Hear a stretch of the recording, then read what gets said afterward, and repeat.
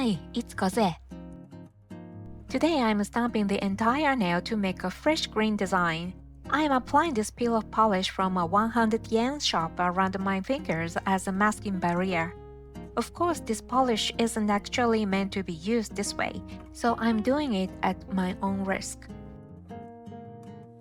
Seria actually sells a nail masking liquid, and I do own it. But when I opened it after a long time, it was no longer a liquid. It has turned into this white powdery something. I also apply a bit of this peel of polish to the underside of my finger, since the stamper tends to hit that area too. The only downside is that this peel of polish takes quite a while to dry, so I'm always torn between using it to make stamping easier or just doing my nails the normal way.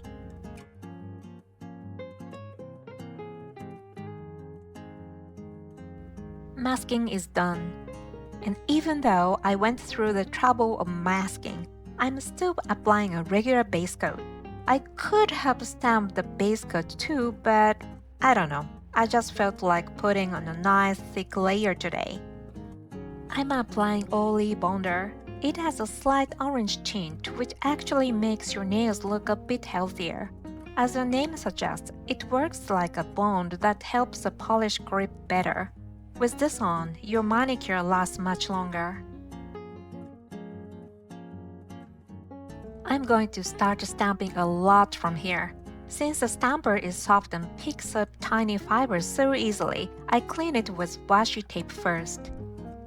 This is a stamping polish from Minology. I wanted this vivid green as my base color, so I decided to stamp the whole nail. I once tried applying a stamping polish like a regular polish, and it actually cracked. Since the pigment is so concentrated, I feel like it's more prone to cracking when used like normal polish. Oh wow, that patchiness is next level. But a second stamp will smooth it out, and since I'm adding a pretty busy pattern on top later, it will be totally fine. Please excuse the blurry shot. This is Paradu Nail Foundation B001. I've got a silicone mat on my workspace, so even if I brush polish directly onto it like this, cleaning it up later is pretty easy. This polish is so sheer that when you stamp it like this, the color just doesn't show up at all. When I tried stamping my ring finger, no, this was not going to work. So I ended up brushing the polish directly onto the stamper and stamping from there. It's definitely not ideal, but I'm just going to keep going. After this, everything went surprisingly smoothly. The biggest advantage of this method is that you don't have to wait minutes for anything to dry. As soon as I finish the first layer, I can jump straight into stamping the second one.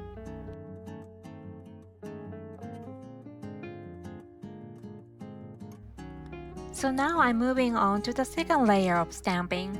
My thumb was way too patchy after the first layer, so I wasn't sure if I could fix it. Oh, the patchiness improved a lot. What a relief. Stamping pink onto the pinky. This polish is sheer to begin with, and the stamping makes it even surer. The downside of this method is that you don't get much thickness, so the color payoff is weaker and the nails don't gain much strength. My ring finger was looking seriously rough, but with the second round of stamping, I managed to even it out somehow. When I stamp the whole nail like this, I really press down firmly. Look at this poor silicone stamper getting totally squished. It looks like I'm being way too hard on the stamper, but if I don't press this much, the size of the nail just won't pick up the design properly. So yes, this index finger also gets the full treatment. It looks exactly like a Mizumaru mochi, that perfectly clear, jiggly Japanese sweet. Alright, now I'm switching to stamping with a plate. My good old stamping polish from Walmart in Hawaii. It came as a set with this plate you're seeing here. I love the moment when I check the stamper and see the design picked up perfectly like this. Because of aging, the surface of my nails has these little waves and bumps. This time the polish layers are thin, so they don't fully hide the uneven texture. But once I apply the top coat, it smooths everything out like this. I'm using the Born Pretty plate to make a French tip. This one is pretty tricky. The wide areas tend to get gouged when I scrape. So I tried again.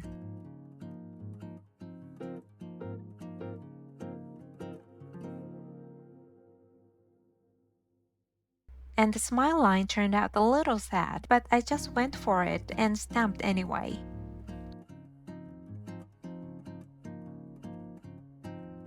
French tips on the index finger too. Will it work?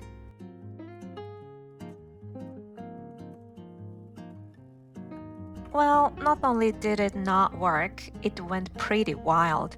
But the smile line came out so clean that I thought, maybe if I use it cleverly, it could still work, so I stamped it anyway.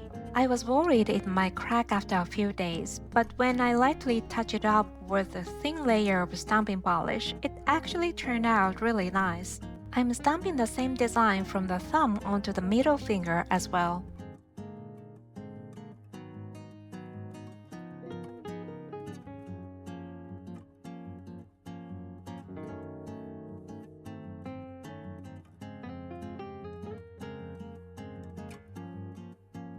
The French tip on my pinky looks a little sad, so I'm going to fix it up.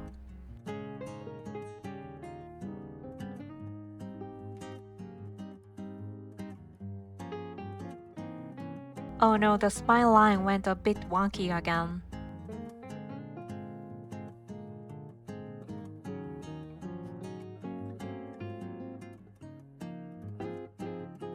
Oh, that actually looks pretty good.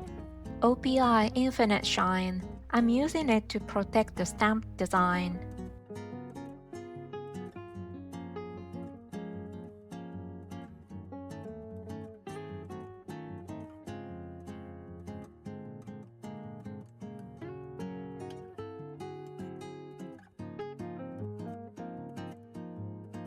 I stamped the top coat onto a nail without any stamping too. For this protective top coat, I honestly don't feel a big difference no matter which one I use, so I just grab whatever top coat I have sitting around unused. So while I was working, the peel-off polish actually started to peeling off on its own. Honestly, the timing is kind of perfect. All the stamping is already done, so I'm just going to peel it off now. For the very edges, I carefully use tweezers.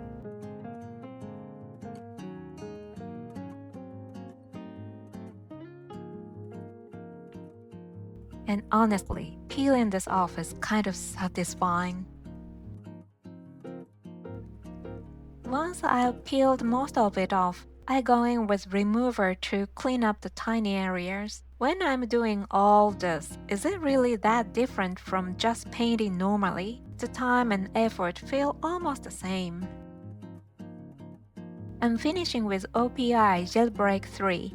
This top coat doesn't shrink, it gets beautifully plump and it never cracks. It's perfect, but it seems to be discontinued. When I went to Hawaii this year and found it again, I grabbed another bottle. They probably won't re-release it, but I really wish they'd bring out a top coat with the same formula.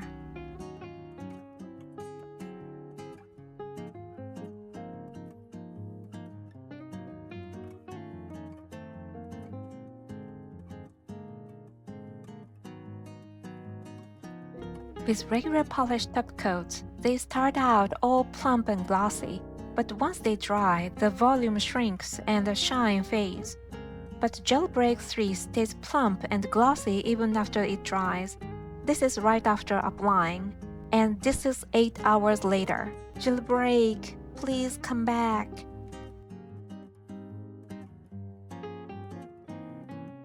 Thank you for watching. See you in the next video. Bye!